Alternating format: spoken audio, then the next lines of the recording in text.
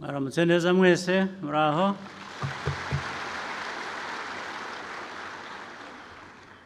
Ndizera ko mwatangiye umwaka neza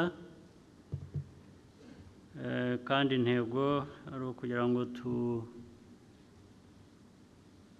tuzawusoze neza igihe tuzadutangira ubundi, bityo bigende bikurikirana. Bayobozi muri hano mwese b'inzego zitandukanye, harimo inzego nkuru z'igihugu cyacu, abanyarwanda bose dukurikira, inshuti z'u Rwanda, nizeye ko mwese mumeze neza, ariko kandi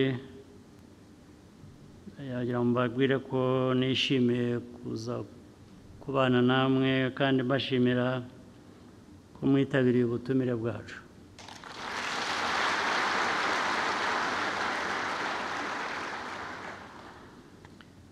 Ndagira ngo ariko by'umwihariko nshimire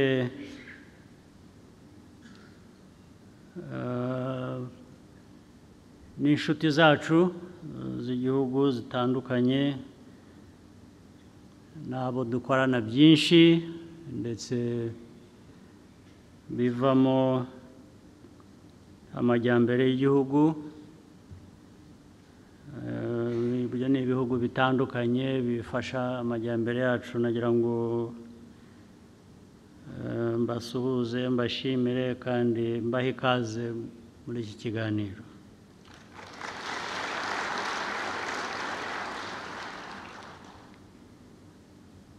Uyu mwaka igihugu cyacu gifite byinshi kigamije gukora,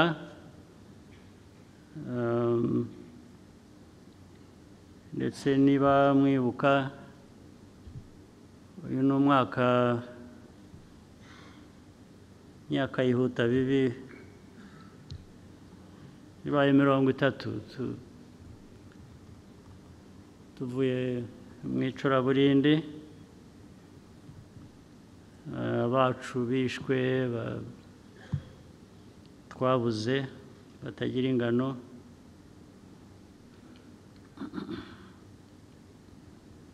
nubwo bamwe bijijisha ntibazi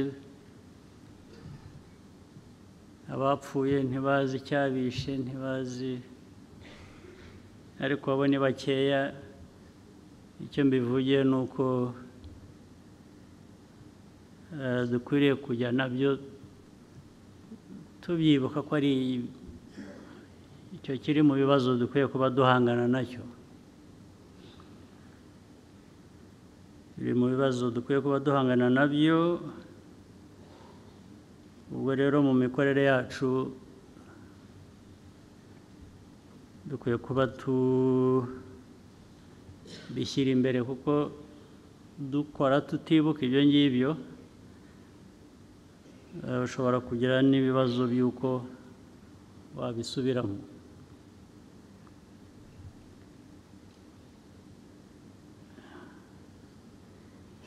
Imyaka 30 irimo ibintu bibiri: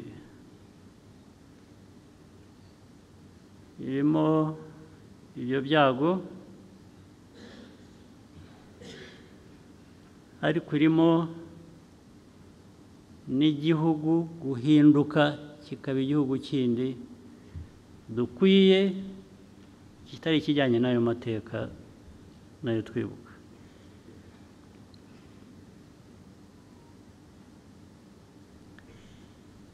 Kandi muri ibyo bigenda bihinduka, urabizi ko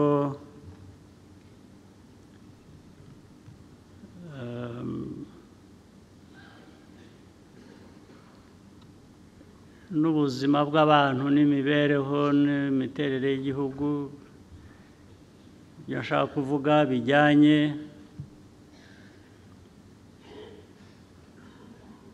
na cyo nakwita generations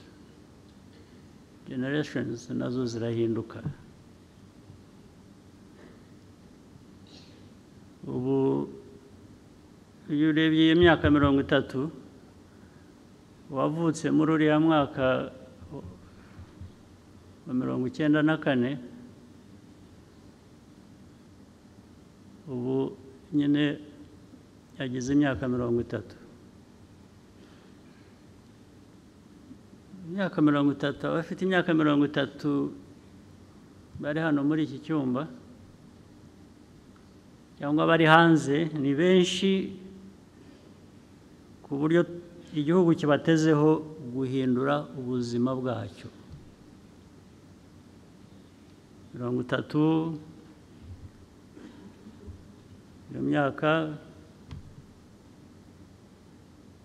ndetse n'abafite 25 bavutse nyuma, bose ubu bari mu gihugu kireba guhindura ubuzima bwacyo. Icyo bivuze ni iki rero? Abo ni ukuvuga ngo bafite uko barezwe.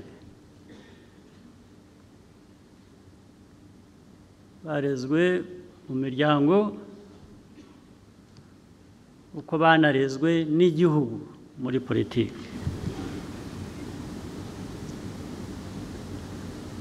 Ubwo nababaza uyu munsi, n'ejo nzababaza cyangwa babyibwira muri ubwo burere, bumva baravanyemo iki, bumva biteguye iki gukorera igihugu cy'u Rwanda.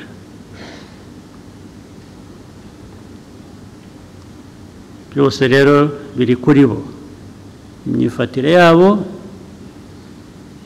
imyumvire y'inshingano bafite, no kumva ko igihugu ari bo kireba mu myaka yindi 30 iri imbere yacu. Bafite uruhare runini mu guhindura ubuzima bw'Abanyarwanda kurusha ndetse uko batwebwe babigenje. Bakwiye kubyumva batyo.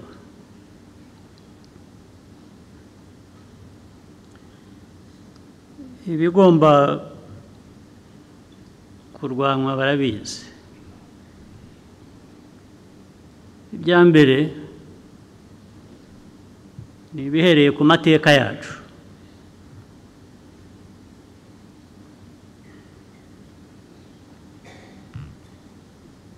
Ibindi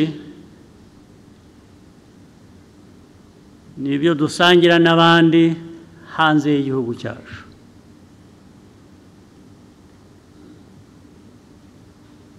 Birimo imico mibi, biba birimo politike mbi. Bagomba kubyumva kugira ngo bitatugiraho ingaruka, bikatubuza kubaka igihugu uko bikwiye. Urwo rubyiruko cyane cyane nibo mbwira.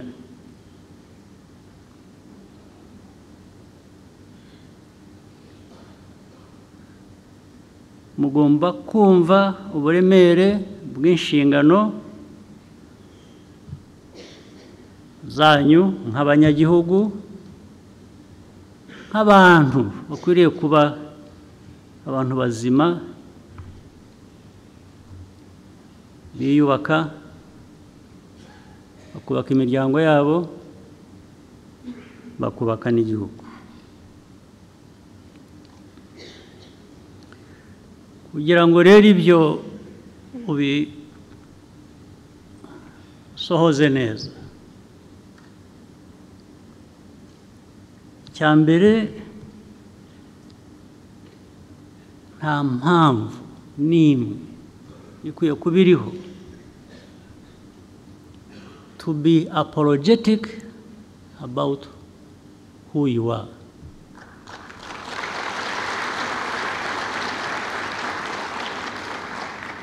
You must not be apologetic.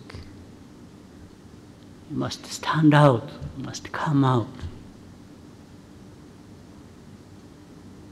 You must fight for what you want to be and what you want to have. Don't wait for anybody to come and give it to you as a gift, because there will not be nobody who will do that. They will not show up at all, even when you badly need that. Ku Banyarwanda who has not learned this lesson, ninde utarize isomo muri ibi ngibi, ko urwanira uharanira kuba uwo ushaka kuba cyangwa uwo uri we. Nta wundi ukwiye kuba abigwa, ntawe uhari. Nibyo mwirirwa biriya bindi bibashuka ni nk'ikinya. Iyo baguteye kwa muganga, iyo baguteye ikinya ngo utababara, iyo gishize bigenda bite? Ugaruka aho wavuye, aho wari uri. Ibi bindi byose mujya mubona, mwumva mubamo, mwirirwa muri aho babarata, namwe muko muri ibitangaza, cyangwa mukiga imico yabo, bakababwira ngo ntabwo mufite values. Tugomba kubigisha values. Values? What are values?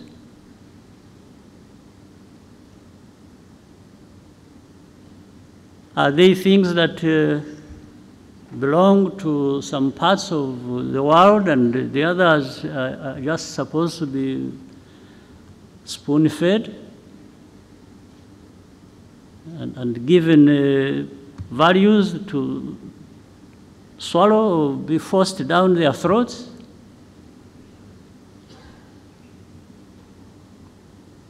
Do you really believe that?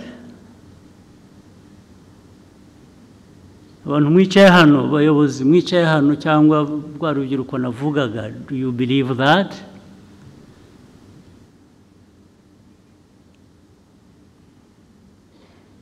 That there is that God-given right to some people to be the ones to have values and others don't have, and then these ones will perpetually teach you values? Do you believe that? So, that is one of the things that in your responsibilities, young people, generation, new generation, others to come, must understand and deal with unapologetically. Unapologetically. If you don't want to go back to where we have come from in our history, you must even really be angry about this.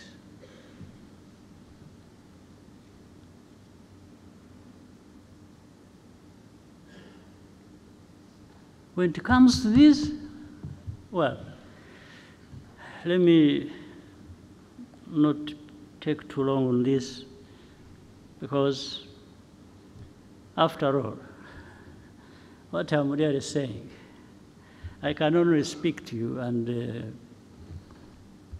give you this message. There's nothing else I can do. I can't, because I'm not able to create people to be who one wishes them to be.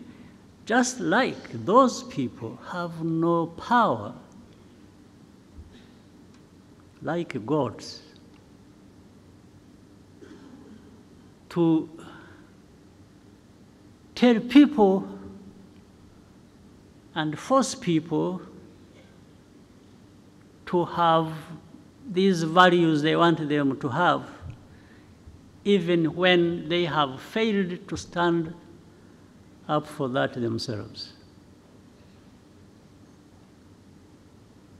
The whole world is struggling. So, including those who give lessons,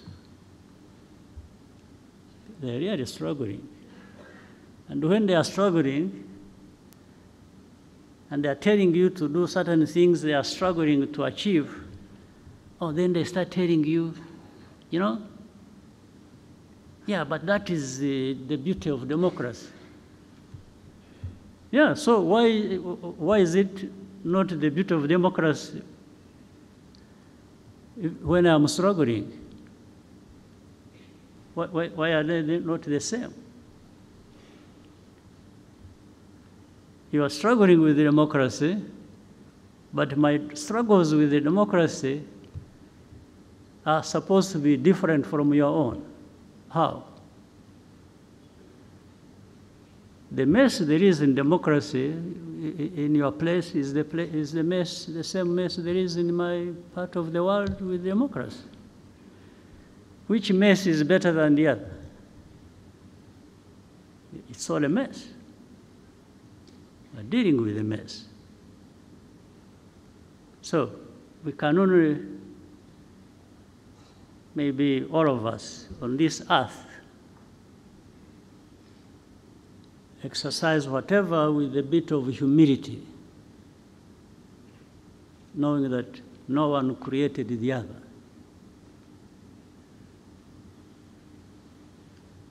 So I can only tell you this. You can't change much. But when it comes to my area of responsibility, then I think we can have a conversation. And if you want to fight, we can have a fight. So that's no problem.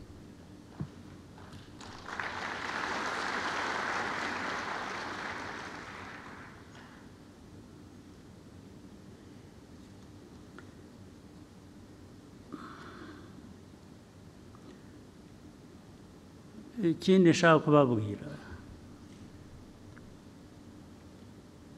twebwe nk'u Rwanda ntabwo twashobora kubaho nk'ukuntu bamwe babaho cyangwa ibyo duhora turwana nabyo. Dufite ibibazo by'umwihariko.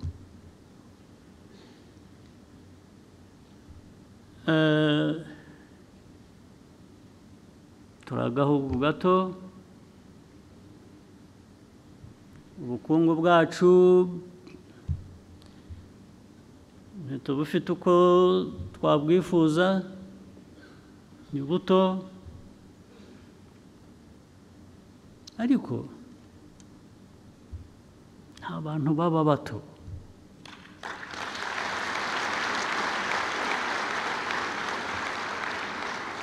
Keretse iyo ubyigize, keretse iyo ubishaka ko ari kuba. Iyo ubishatse ni kuba, iyo ubigize ni kuba. Wigize umuntu uzajya uhora asabiriza, uzajya usabiriza. Niwigira ikigoryi, uzaba ikigoryi rwose. Ariko jye ibyo mvuga n'abo mbwira, nari nzi ko u Rwanda dufite icyo dushaka kuba cyo kandi gishoboka, nk'uko no mu myaka 30 ishize byagaragaye ko abantu bashobora kuva ikuzimu, nk'uko twavuye ikuzimu tukongera tukaba abantu.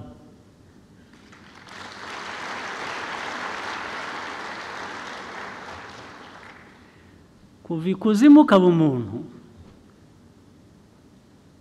ntabwo bipfa kuza gusa, ntabwo bihabwa n'umuntu bya bindi navugaga, ntawe uza ngo abiguhe.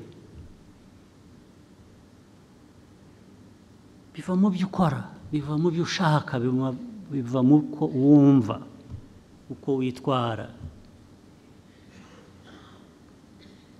Yari inama y'umushyikirano ibaye ya kenshi maze kugira. Numva ari ukwisuzuma, turashyikirana, turajya hamwe, turahura ngo turebe aho tuvuye, turebe, dushakishe ibiri mu bushobozi bwacu nk'abantu twakora kugira ngo dukomeze tuve ikuzimu tujye ibuntu, ibuntu twihaye, twigejejeho. Ntabwo ari ibuntu uhawe n'undi, kuko ubwo ntabwo ari ibuntu. Intizanyo ni intizanyo. Uwayiguhaye ahashakiye arayikwambura, arayitwara, ugasigarana ubusa.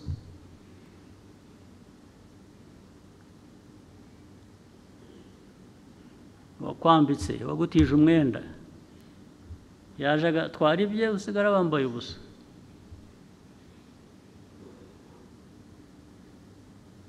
Niyo mpamvu rero twebwe nk'Abanyarwanda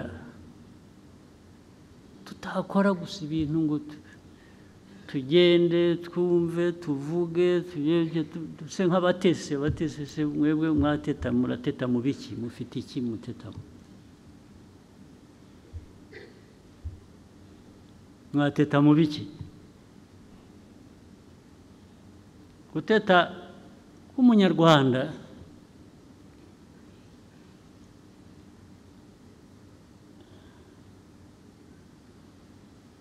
ni iki se? Ko ari nka bya bindi navugaga, n'ushatse kuba ikigoryi abacyo.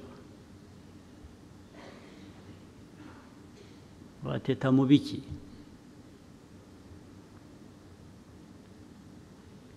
Aho abandi bakora amasaha 2, 3 bakajya kwiryamira, ushatse wowe wakora 10. Aho abandi bagenda ku maguru basa naho badafite aho bajya, aho bagenda umunsi wose bikora ibyo, wowe ukwiye kuhagenda amasaha make. Ya unarangira ukora ikindi. Niko ibi mvuga ni uko u Rwanda ruteye, si igihe warugize uko ruteye, ariko turarufite uko ruteye. Tugomba kurutwara nk'uko ruteye. Ibyo rudusaba nibyo dukwiye kuba turi. Ibyo twaruha ibyo rudusaba.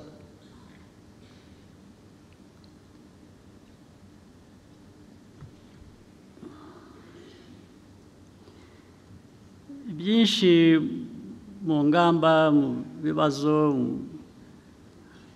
izo ngamba zikemura cyangwa zigamije gukemura biri buze kuvugwa na Minisitiri w'Intebe.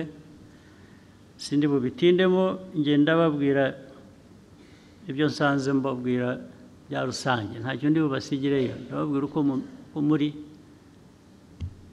uko mbyumva, uko muteye, hanyuma mwe muba uko mushatse kuba.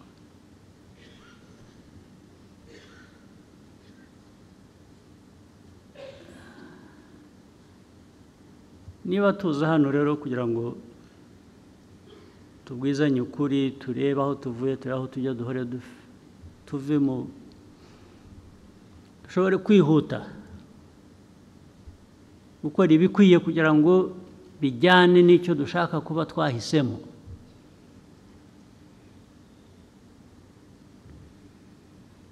umuntu ahora yisuzuma akavuga ati ariko icyo ntuzuza ni iki ngo ejo nzacyuzuze, icyo ntakora neza cyaba iki ngo niba uko nagitunganya, uko bikwiye kuba bimeze.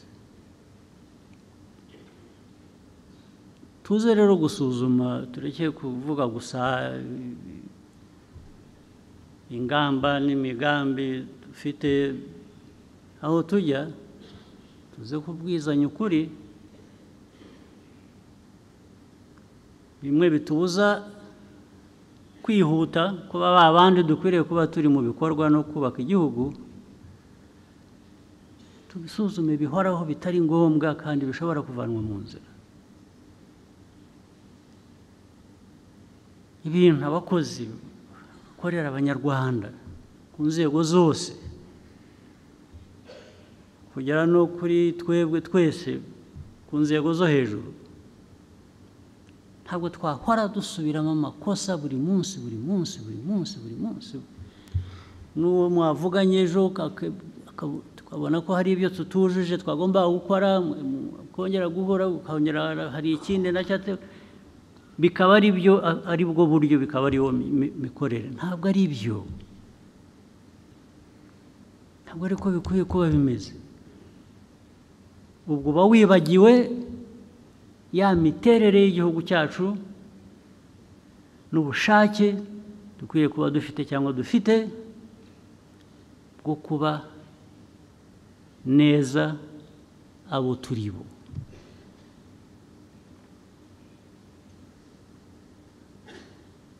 Inzego zose urabazi iki, bakakubwira ariko se ibyangombwa bihari ko twavuganye ko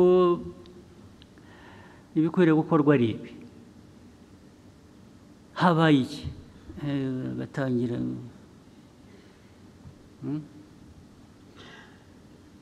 gashakisha impamvu, kandi impamvu ntibewe,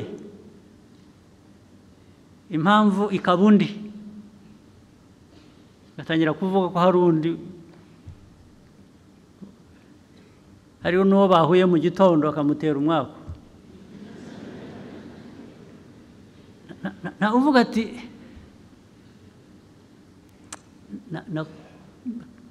nakoze ibitari byo, ntabwo nzasubira, kandi koko ngo ejo ntasubire. Nk'abantu, kiremwa muntu gikora amakosa, ibyo ntabwo biyobewe, ariko nabyo turabizi. Iyo uhora ukora ikosa rimwe urisubiramo, hagomba kuba hari ikindi kibazo. Ntabwo bikiri ikosa ry'uko uri umuntu, byabaye ikindi. Ndetse bishobora no kuvamo ko ubikora ubigendereye, kubera ko wenda birimo inyungu, urabonamo inyungu ntoya, kuko ntabwo ari inyungu ziba zirambye.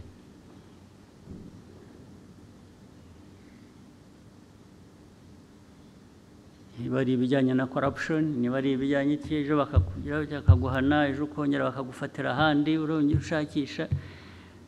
Buriya bivuze ko mu byo bimwe utuzuza haba harimo inzira iguha icyo wita inyungu, bigasa nk'aho wakoze ikosa, bigasa nk'aho wibagiwe, bigasa nk'aho kuko byo kwibagirwa cyangwa gukora ikosa biri innocent, nta cyaha. Umuntu gukora ikosa nk'umuntu ubundi nta cyaha kirimo, birumvikana ushobora gukora ikosa.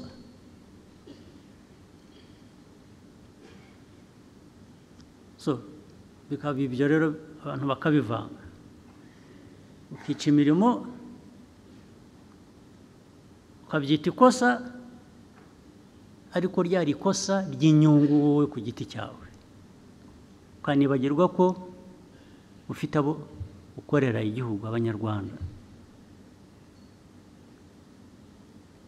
Ibyo nabyo bikwiye kugera aho bigarukira, ntabwo byahoraho ngo duhore dusabana imbabazi, dusobanura ibyo tujuje. kandi bigaragara ko utabyujuje kubera ko watekereje inyungu zawe kuruta inyungu z'igihugu.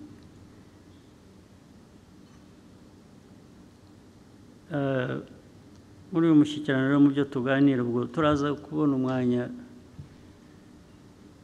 tuzaba tubwizanya ukuri ku bintu bimwe even biri by'umwihariko biri specific. Hagomba gukorana ngo n'inzego zigomba kuzanya, ni system yose igomba, ntabwo igihugu cyatera imbere abantu badakorana batuzuzanya. Ariko noneho no kugira inshingano yo gukora neza, yo kuzuza ibyo ukora ukabikora neza ukabinoza. Ntabwo niba uri umuntu ufite resitora cyangwa ufite hoteli cyangwa ufite ahandi abantu babonera services, ntabwo hahoraho ibintu biraba bibi bigira bityo bibi. Ibyariho imyaka 15 ishize nabyumva, abantu bari bagishakisha bubaka, ariko ubu ngubu mu mwaka ubaye wa 30, ariko abatanga serivisi mbi ntabwo aribo bafite ikibazo gusa, n'abazihabwa bamufite ikibazo, n'abahabwa services mbi mukazishyurira mukagenda rwose, ukajya mu restaurant kukugaburira ukagira food poisoning, ugataha ukajya mu hospital bakakuadmitinga rwose bagushyira ku drip, bwacya ugasubirayo.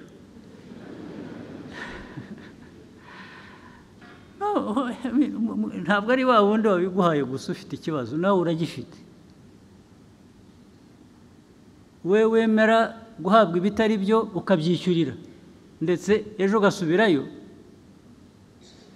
ugomba kuba uri umurwayi kabisa. Ahubwo ibyo iyo ari byo mwageraga kwa muganga, hagomba kuba hari ikibazo. Ariko kuki ibintu uko bishoboka, kuki bitanozwa byose? Hari utanga serivisi, kuki atatanga serivisi neza? Ikiba kibuze ni iki? Umutima gusa muri wowe ntabwo wahindura, ntabwo wahindura uko umeze, birakunanira. Kubera iki?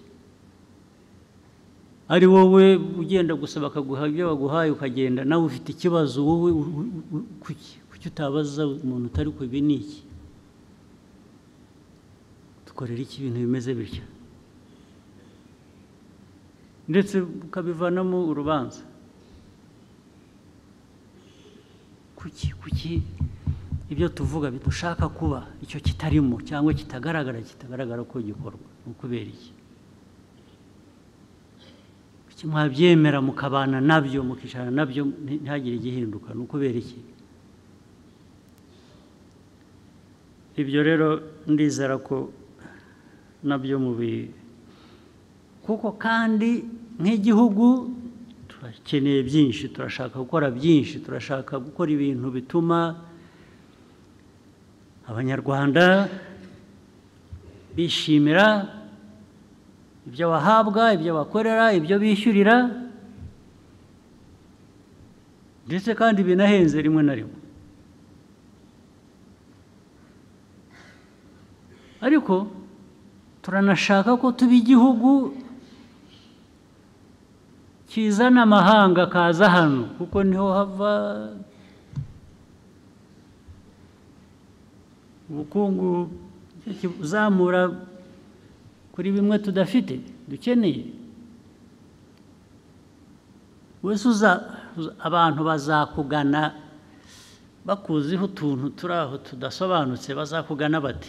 Ko isi isigaye ari nini, abantu bajya ahandi akaba ariho babikura, wowe bakakwihorera. Nibyo mushaka? Izo ntego ntabwo ari zimwe. Rero ntabwo waba ushaka bakugana kugira ngo bifashe ubukungu bwawe, ariko nujya mu bikorwa ntibibe byiza, ntibinoge. Ubu ni ukuvuga ngo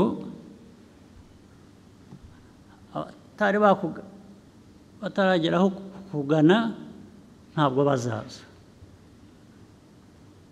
Abakuganaga bazashakisha ahandi, bavuga batari ko hariya tujya tugafatwa dutya tukagerwa dutya, turahagira iki? Mwakora mutyo mute n'abayobozi bicaha namwe bakabikora mureba, cyangwa mureba ubwo nabibitiriye ko mureba, wenda ntimureba wenda ntimubona, ibyo narimbi batwerereye narinze ko abantu bose bakwiriye kuba babona ubundi, ariko icyo ubona gikwiye kuba gifite icyo kikubwira, ni cyiza cyangwa si cyiza, nk'uburyo bworoshye. Ibyo rero bigomba kuba mu byo tugomba guhindura rwose, kandi dushoboye kubikora vuba, kuko nta kindi bisabaga. Ntabwo bitegereza imfashanyo ziva mu bacuti bacu bimwe baduha imfashanyo, nta aid bikeneye rwose, no donation, no grant, nothing. It's just in you, biri muri mwe. Nimutabi yivanamo muzatakaza byinshi bitagira umubare, kandi iyo byagiye, iyo wagiye ukipfusha ubusa ukigira utyo bikagenda, kubigarura bizakugora. Niyo wabitunganya noneho ukabiruka inyuma uvuga uti bya bindi byaratunganye nimugaruke, ubahebe, ntabwo bazagaruka. Niyo mpamvu mukwiye kubifata nk'ibintu biremeye. Izi nama ziba hano, abantu bava hirya no hino, ni ukuvuga ngo hari akantu bababonamo, ako kantu rero mugakuze, aho kugira ngo kabacike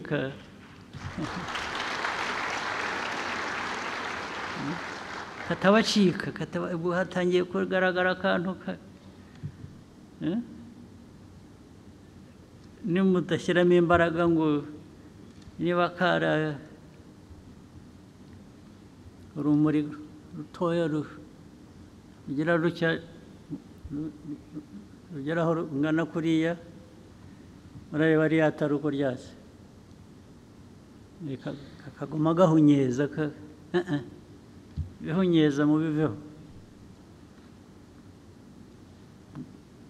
mugaragaze nibe bya bindi nanavugaga, bihera kuba unapologetic of being who you are, of doing what is right, and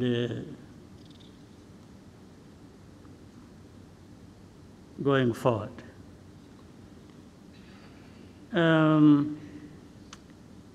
Kangerageze mpinire ku bindi bikeya nshaka kuvuga ibijyanye n'umutekano.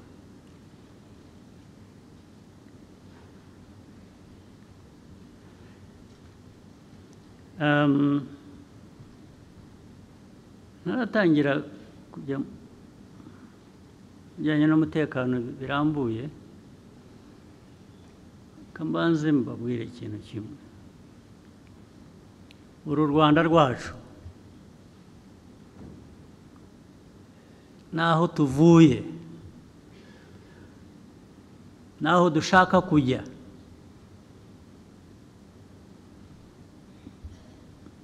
mbere na mbere kwiye kuba bishingiye mu banyarwanda, mu Rwanda, mu mitima yacu. Kugira ngo bigereho ntabwo ukora ibintu aha mu Rwanda, abanyarwanda ntabwo mucumbitse, ni iwanyu.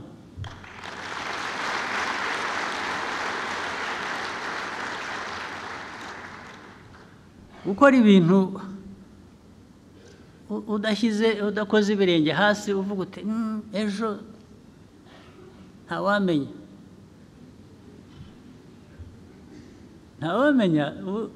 nuko erega ndababwira nuko mutumva.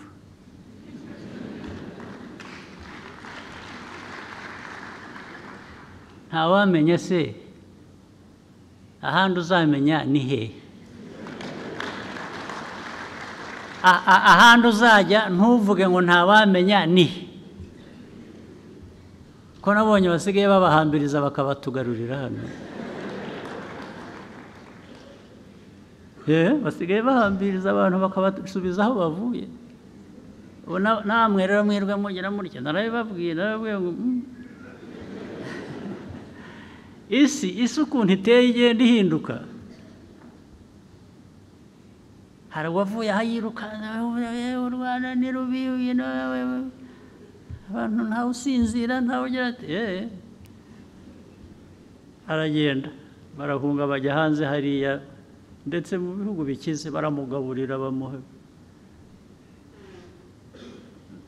kuko nta n'akazi yakoraga.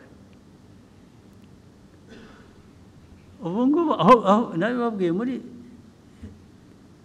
17 2017 nabibabwiye, muzakurikirana ibintu nababwiye muri uwo mwaka. Ndababwira bose birirwa bazabahambiriza babagarure. Hari abo twebwe tunagarura, ariko ibyo ntabwo ndi bubitindeho. Ariko barabarambiwe, bafite ibibazo byabo nabo bimaze kubarenga.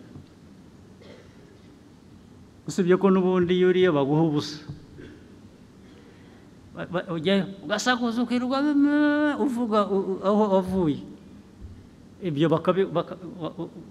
ukwezi kwashira ukajya gufata iposha, ukajya gufata ibyo bakugaburira, kubera ko wavuze u Rwanda nabi gusa. Naranababajije, mumbwire uwavuye aha avuga ibyo yavugaga ibyo ari byose, kandi kenshi binagaragara ko atari ukuri, ko byose bigaragara. Ariko wabigiriyemo amahirwe nimumbwire umwe gusa, one ninde umwe, sinsabye benshi.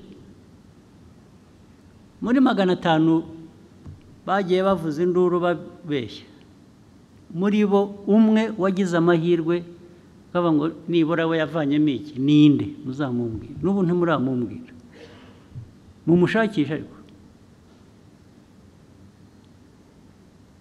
bamwe bari ba porofeseri, baratwara amakamyo, ariko na hano hari amakamyo.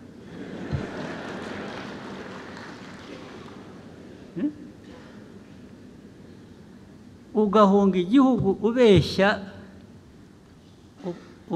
ukajya muri Amerika gutwara ikamyo gusa, ariko ukishima ngo uri muri Amerika. Muri Amerika urishimye kuko yaguhaye ikamyo yo gutwara itari iyawe.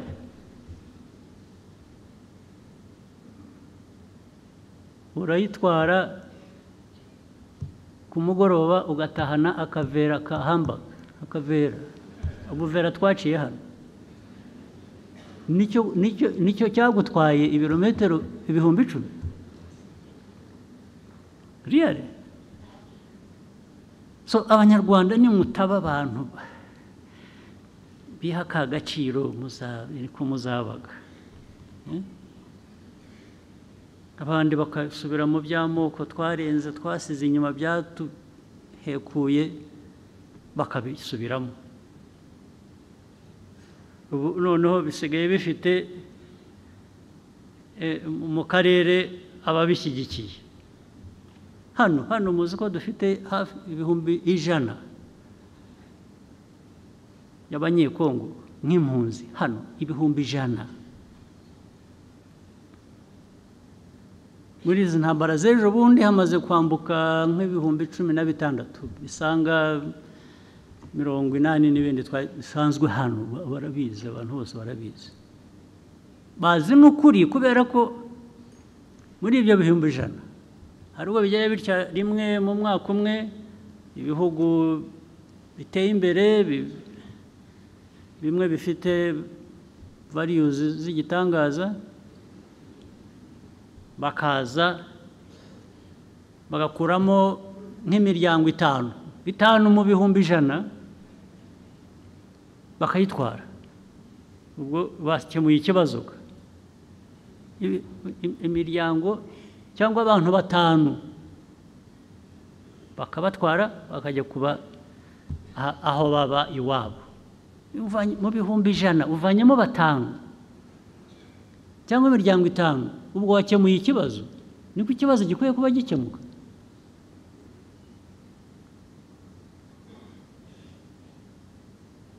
Na mu karere rero urabizi bya hate speech, zirwaho zigamije iki? Hate speech, what place should these people who propagate hate speech, what in this world,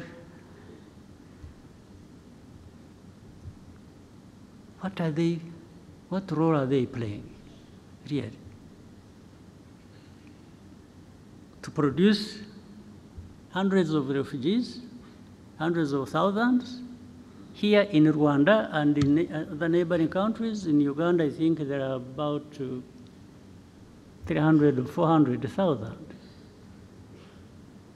And to the world, this is normal. Yeah, that is how it happened here when people are being killed. Here in 94, some people are saying, no, this is, it's like, these are the savages of Africa killing each other. Some people are saying that. We are savages killing each other. So it doesn't need to be treated as urgent. So even having 100,000 refugees and others crossing, every day there are people crossing, by the way, from Eastern Congo to Rwanda. This is normal. If they have to talk about any people at all, it is maybe displaced. Displaced, yeah, they can talk about, meaning those who are still in Eastern Congo, but displaced, maybe there is sympathy for those, a little bit. Those who are being forced, by the way, forced to cross the border and come here as refugees, to create a situation that in the end will find justification and may be accepted that actually those people should live there. It's like these are Rwandans who have returned home.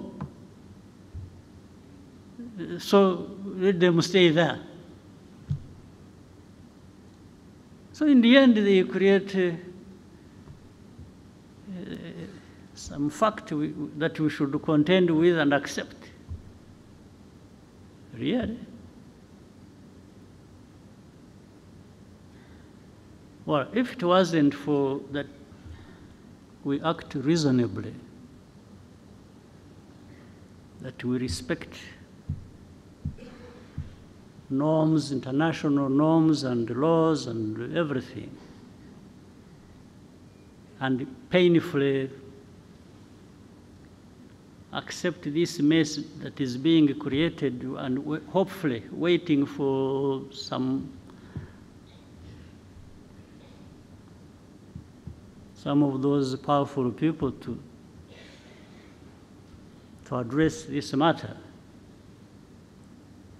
maybe it would be right to actually create a situation where we push them back and those responsible should protect them. But so among those refugees, there are those who have been here for the last 22, now 23 years in a refugee camp.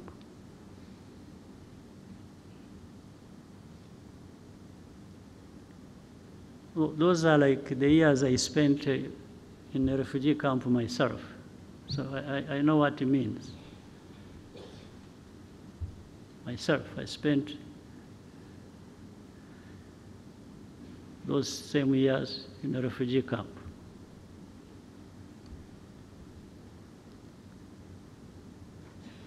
So who is in charge of what? In this world, who now does what?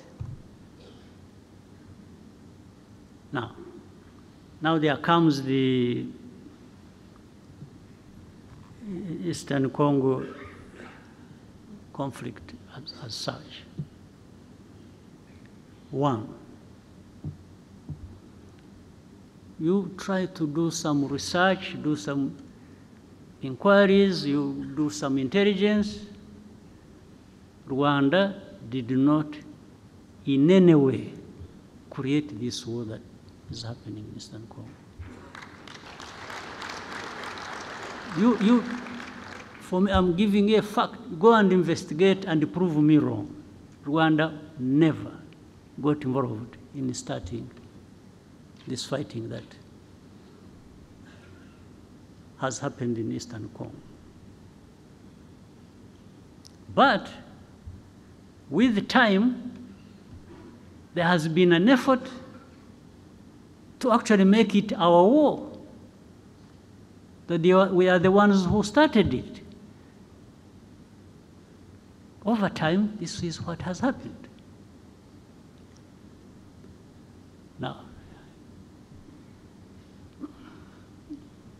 using what? If you see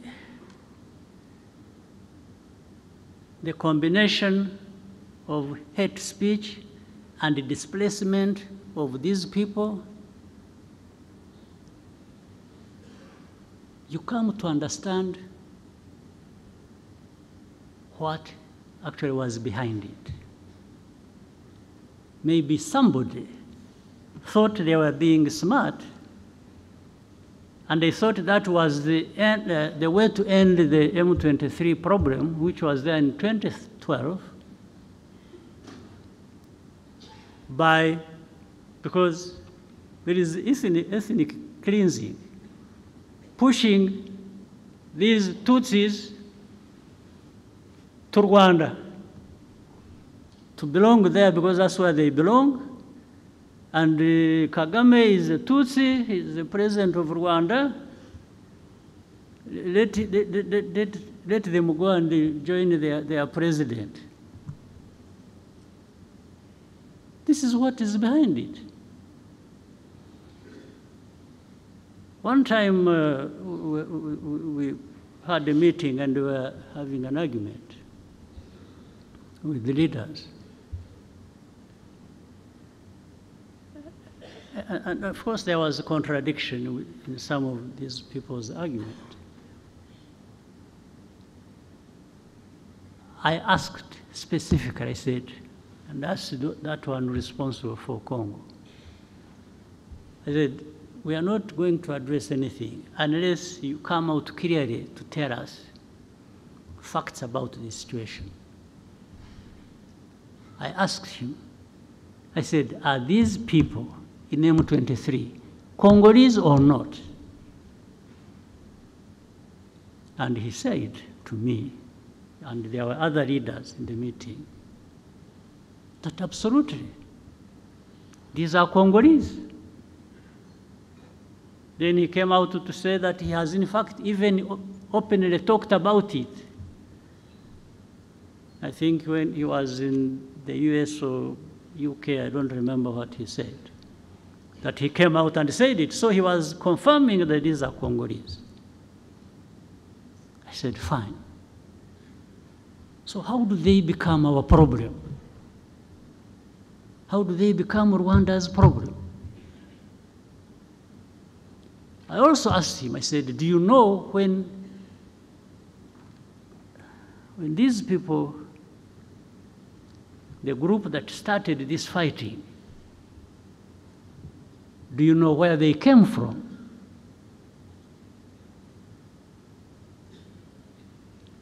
In fact, before he answered, the president of the country where they came from is the one who said it. He said, no, actually they came from, this man refused to solve their problems, and they decided to cross the border and go back where they belong.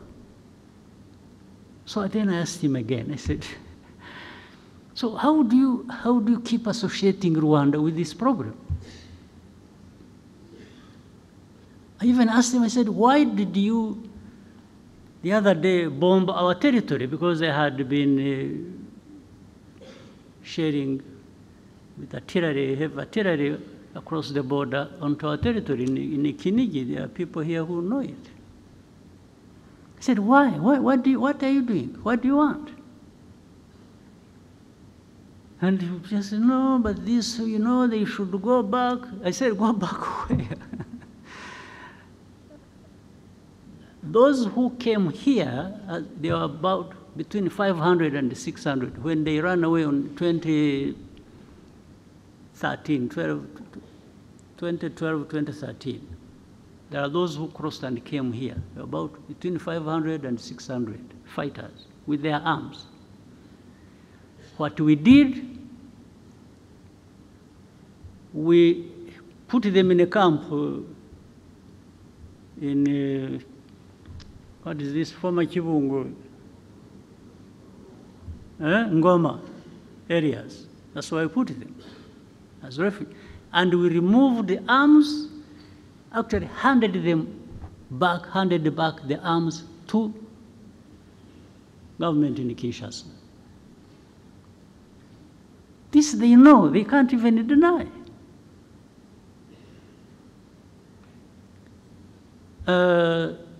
They said they had wanted to solve the problem politically. They invited some of the leaders of this group, took them to Kinshasa, that they wanted to talk to them and resolve the problem. These people, the leaders of this group, went to Kinshasa.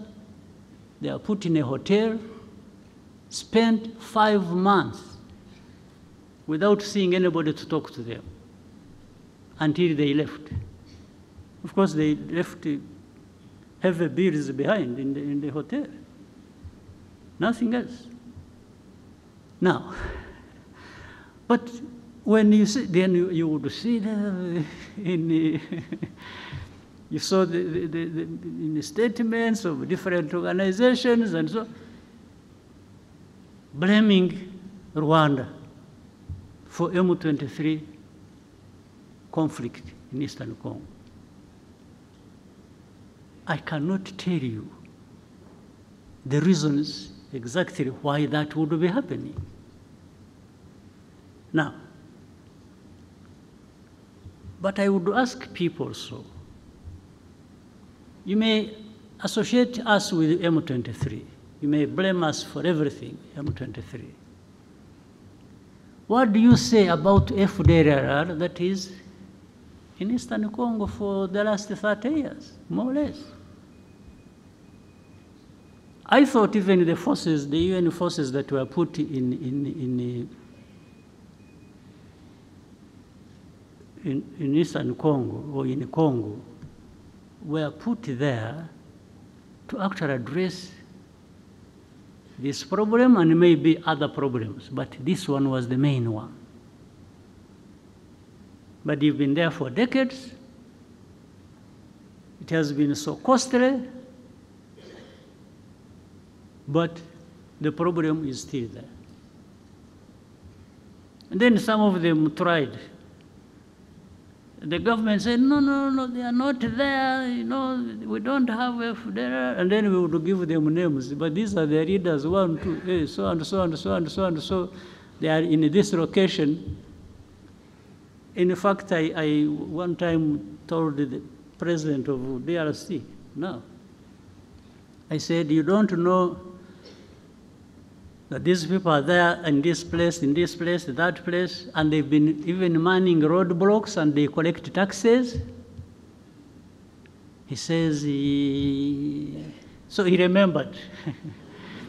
he remembered that has been happening. So I said, so what are we talking about? You have FDLR who have taken over territories in Eastern Congo and are collecting taxes, and you are telling me they are not there? So anyway, when all this came to some point, and this war was raging, and this time it turned into where the government in Kinshasa wanted to demobilize the people. They thought they would now throw M23, push them into Rwanda. And this still remains, by the way, the aim. This is the goal. So I told our friends, these powerful friends of ours, I've even said it publicly, when it comes to defending this country that has suffered for so long and nobody came to the help, I don't need permission from anybody.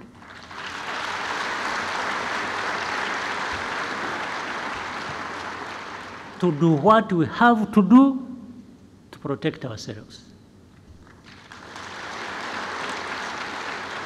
I will say it in broad daylight. I have said it to those who matter in this problem. And that's what is going to happen. You go home, sleep, you know, don't do anything. There will be nothing crossing these borders of this small country of ours. If anybody attempts,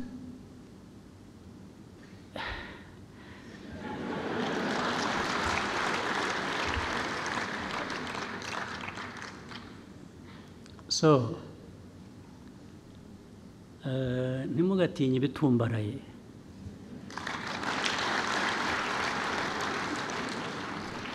Sometimes birimo ubusa.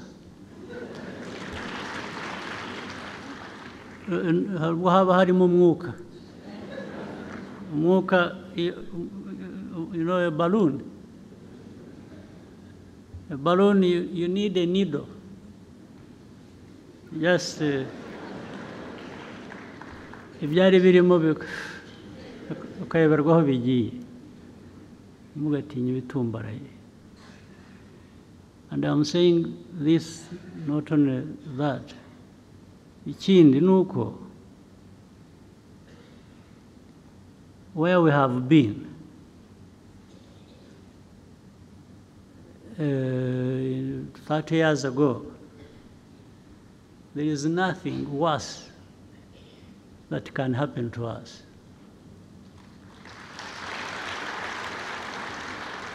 Also, that means if you ever put us in a situation where we have to think like it's going back to that time,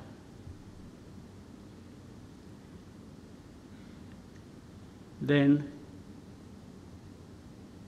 we have nothing to lose. We will fight like people have nothing to lose.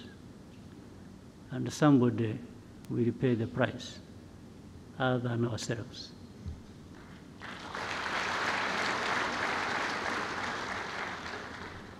You have seen I have not answered these insults that are coming from the south, from the west.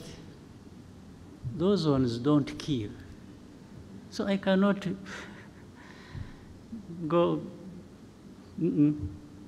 that's not us.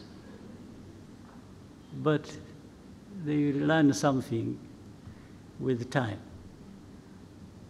They learn something that they made a big mistake.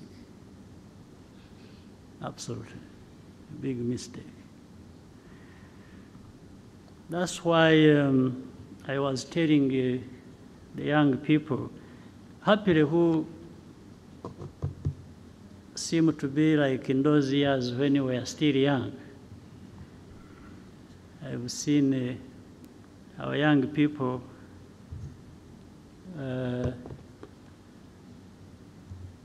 they are really ready to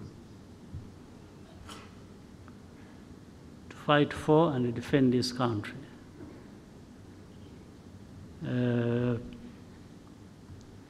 But we don't provoke any situation.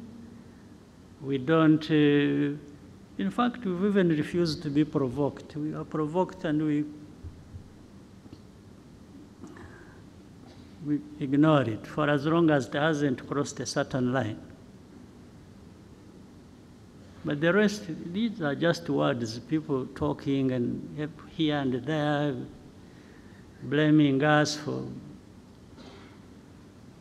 everything and making us carry our own burden, but also other people's burden. No, we carry our own burden. We know our burden we have to carry, but making me carry somebody else's burden is going to be a problem. It's really going to be a problem. It won't happen. So, for the defense of this country, when we are right, when we are attacked, I don't ask anybody's permission, not at all.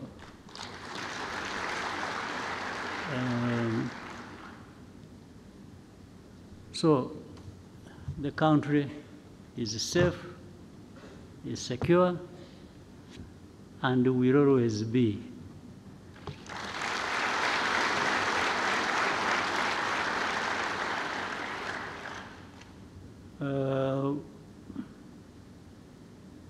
Those who are excited and because I'm told what you see happening in the West and then in the South, they are busy collecting the other poor Rwandans who went out making noise, and they are trying to turn them into some leaders in the future of this country. I'm not sure. I'm not sure because some of them either will be brought here by those people who are sent away. They will get tired of them and say, or I will go and collect them and bring them home and tell them how they were mistaken to live in the first place.